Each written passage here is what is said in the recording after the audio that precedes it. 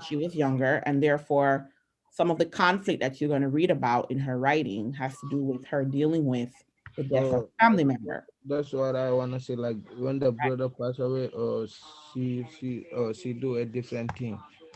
Yes, she did do a different thing.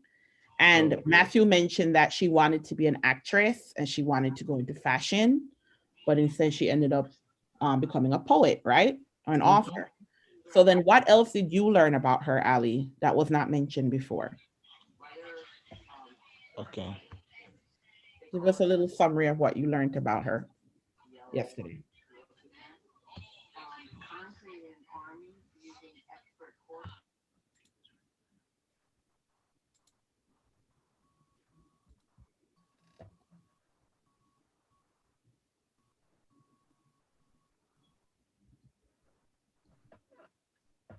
Ali?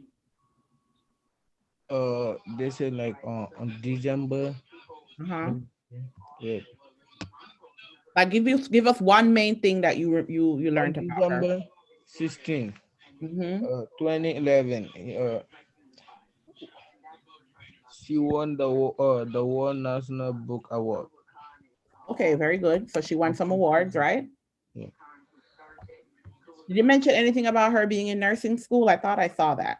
Was she planning on being a nurse as well? Do you remember reading that? Yeah. Right. So the bottom line is her life took many twists and turns, right? You realize that she has many things that she wanted to do or Yeah. started to do, but Yeah. ultimately, whatever went on with her life as she was when she was younger influenced what she became, right? Hmm. Hmm. So that was the point we were trying to get out there. Thank you, Ali. That Okay. sometimes your conflict affects or influences the choices you make, and sometimes they're for good, sometimes they're for bad. I think in this case, it worked out in Jasmine's favor because she's a real renowned, award winning author, like you pointed out, Ali. So, very good. All right. So, what we're going to do today is we're moving on with chapter 3. Jesus, Wait, are you wait, are you comfortable with sharing your screen? I wanted to share, Miss Morris. You are. That's why I'm asking you to share your screen. Oh yeah, okay, okay. My bad, my bad. All right, I got you. So how do I do it? Okay, share, Yes. and then desktop, right, and then done. Oh, all right. Perfect. Do I see it? It says you started screen sharing, but we haven't seen we don't see the your classroom. It's all black. Yeah, you might have selected a black screen when you selected what to share. Make sure you select desktop. So go So back, click the unshare stop and start sharing on the again. top.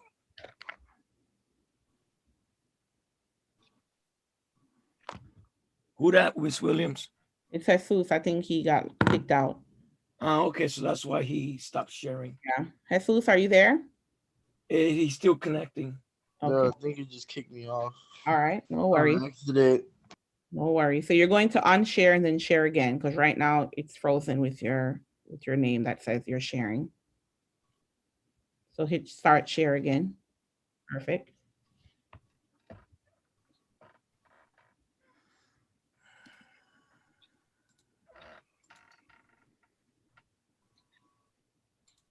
Miss Morris, can you see my screen now? Or is it still doing the same thing? No, Right you're now not. it just has you like your regular screen when you're talking. So you want to hit share screen All right, all again right. Can and you see start my sharing. screen now? Not yet.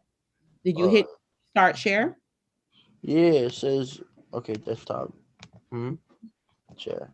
There we There go. you go. Okay, now you guys see it. Yes, we do. Okay, So dope. now you're going to go to classwork in your go back to Google Classroom.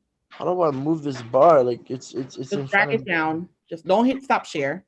Right. Just hold on to any section and then just drag it down. It's not letting me drag it down. Uh-uh. Mm, You move it out the way. yeah, it's Chris, not letting me no, do you it. can't move that. You can't move that. That stays I there. move it. I move it to the bottom. Go to hold on. Go to the corner where it says where it had the three dots, and then Not there's gonna be a drop down window. There's gonna be, and there's click the one that says hide bar. all right, cool. Slide all the way down. It's gonna say hide bar. It doesn't say that. It's all right. Just Look, leave you it. guys Usually, can see it, yeah, right? I usually drag mine down, but All right. all It right. says read Jasmine World's personal essay on witness and despair, a personal tragedy followed by a pandemic. As you read, identify different conflicts that she develops in her writing. Record these conflicts. Note character below. Okay. So I said a conflict the character dealt with was when her husband and household got sick of the flu, except her husband's flu killed him while her and her kids recovered. Shortly after that, COVID-19 was announced to the world, and she saw on the internet how people were laughing and making jokes about the seriousness of COVID-19.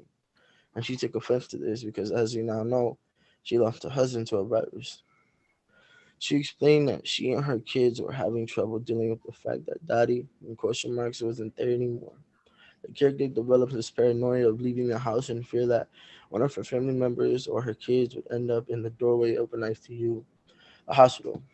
She also explains that she misses the affection her husband would show her and her kids and states that he held the family together. Now that he was no longer there, it's harder for her. Wow. That was great, Jesus. So just so you know, you have basically shown the rest of the class what the next step will be, because they didn't get that far. But that was great. So go back up, Jesus. Thank you. So just so everyone is aware, and is everyone hearing me? I need you to verbalize that you're hearing me. Ali, Matthew, are you guys hearing me? So you need to Yes, ma'am. say, Okay, good. Matthew. All right. So you notice what Jesus did. Jesus already read what the reading should be. So yesterday we began with looking at who is Jasmine Ward, right? The middle button talks about what she's written and then what are the effects of COVID-19. We didn't get into what she wrote and what were the effects. We basically wanted to know a little bit about Jasmine. And remember, we read yesterday about her losing her brother when she was younger. So on top of losing her brother when she was younger, we're now finding out that she also lost her husband during the COVID-19 pandemic. All right. The reading that you're going to be reading today, it's called Unwitnessed and should say Despair. They messed up the spelling there. Unwitnessed and Despair, a personal tragedy followed by a pandemic. So you're reading that particular reading or text to talk about the conflict that Jasmine went through. So Jesus, just to be clear, what type of conflict, and there's a few here, but what are some of the types of conflicts that Jasmine went through? Well, I think she went through the conflict of man versus society, Okay, and then character versus character definitely okay, when it came to her interaction with the outside world. I want to say like character versus nature just because of like the virus and stuff like the flu. mhm, So that, there's multiple things you can right, say right. about how So she I agree with you that felt. there's definitely character versus society out there in terms Right. of, people's reactions, the overall government's, I want to say laissez-faire or relaxed response to COVID at that time. The fact that she said people were laughing about it, so they didn't take it seriously. Right. I agree with you that it definitely could be character versus nature because of this natural phenomenon, this virus that's Right. coming. But I want to say that I think it's more of a character versus self than a character versus character. Yeah. Right. So she did struggle, I guess, with the emotions that she dealt with because of her Right. husband passing away, right? But I'm glad that you're able to see that there's a few, remnants of or examples of conflict here. So what I need everyone to do now, thank you, Jesus, for kicking this off and giving us a very good example of what's required. I need everyone to read that particular reading, and I'll share my screen since Jesus closed his off. Thank you, Jesus. Morning, Arialis. Good morning, Elise. So you just drag it down, Miss. Good morning. All righty. So here's what we're going to do for today. And I think Jesus started off really well. Ali, thank you again for reminding us about Jasmine. I think that was a good reminder so we know what we're dealing with. So now it is up to you to read On Witness and Despair, a personal tragedy followed by a pandemic. And like Jesus's example, you'll be writing in the box the summary of what Jasmine went through. I also need you to also identify the types of conflict that you see. So Jesus, as part of your writing, please make sure to add in what type of conflict you see, okay? All right, I'm gonna All do right. Now and I repeat, Ali, you hearing me? You can either press the yes button or say something. Are you on track with me? Yep. All right, perfect. Matthew, are you on track with me? Yes. Perfect. Irelise, are you on track with me? Yeah. Perfect. Is there anybody else in here? Fatu. Cruz? Who? Aji Fatu. Morning, Ajay Fatu. Good morning. All right. I'm assuming you're on track with me, right? Yes. All right. Sorry, I can't see anybody, so I have to use the verbal cues as my indication that you're following. So for those of you who have not done this portion yet, you're working on reading and then responding with the summary of what you read, along with the conflicts that you saw. For Jesus, since you are ahead, and I'm assuming you took a look at our examples up top, right, Jesus? You saw what we did yesterday? This part needs to be looked at and read. Yeah. Good. You're going to move on to the did next this portion. I did this I did this like at 7 o'clock at night because I was like, yo, I should do something. I'm glad you did it. It doesn't hurt. So Yeah. now we're moving on to the next portion, right? It says, after reading, identify the central idea. That's why I asked you if you went ahead and looked at the top. So there's a formula that is suggested for finding the central idea. First, you find the topic, which is usually one word or a few words. Then you add that to the supporting details of that topic, which we call the argument. And from there, you get your central idea. So Jesus, make sure you take a look at the example that I'm going to leave up here for you, because you can get a gist of what that is. After you're finished, you're going to go on to the next portion, which allows you to be able to identify. It says, now let's identify the central idea of the reading that you did, right? Right. You're going to use what they call exploding topics that you reviewed earlier today to support you in your thinking. So exploding topics are basically things that are considered controversial, things that have to do with topics that are very interesting. So right now, one of the exploding topics is definitely COVID-19, right? That's one of the big things right now, right? There are other topics that came up in Jasmine's reading, if you want to go back and take a look at it, that you consider interesting and provocative. Okay. You're going to be now coming up with. Yeah, she said that she said that like all the stores of toilet paper was gone.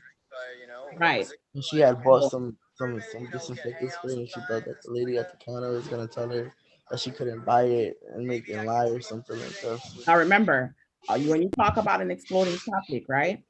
You Right. want to make sure it's in a few words. Sometimes it's one word. So that's why I need you to really go back and look at, when I put this up, look at these examples, because when you mention the topics, you got to give it only one word. You got to try to condense the summary of what you're talking about in one word or a few. That's it. All right. That's what we do for the one word topic section. Okay.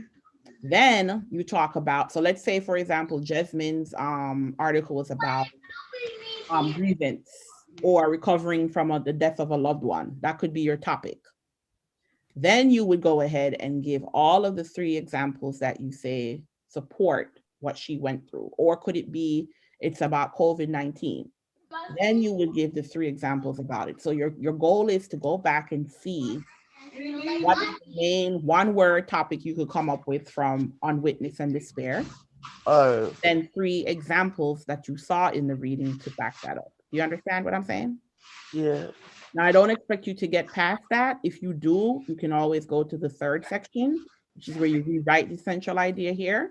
It's most relevant. Remember, there's going to be more than one probable central idea. There's probably more than one conflict. We talked about that. I need you to find the one that's most relevant, the one that has the most evidence. The preponderance of evidence falls on which details, okay? Right. So I'm going to allow you to go ahead because I do believe that you've mastered this portion. So you go ahead and move on to the one-word topic and exploring those topics. For the rest of us, we're going to now go on and read the reading that's based on Jasmine's life. If you want, you can always take a look and browse on what she's written and what are the effects. That's okay. But for today, the goal is to start reading a little summary about Jasmine's life. Are we all on track with this? You can click yes or you can say it. Yes. Thank you. Yeah. Thank you. Thank you. Ali, you on track with this? Haven't heard your voice or haven't seen you click yes.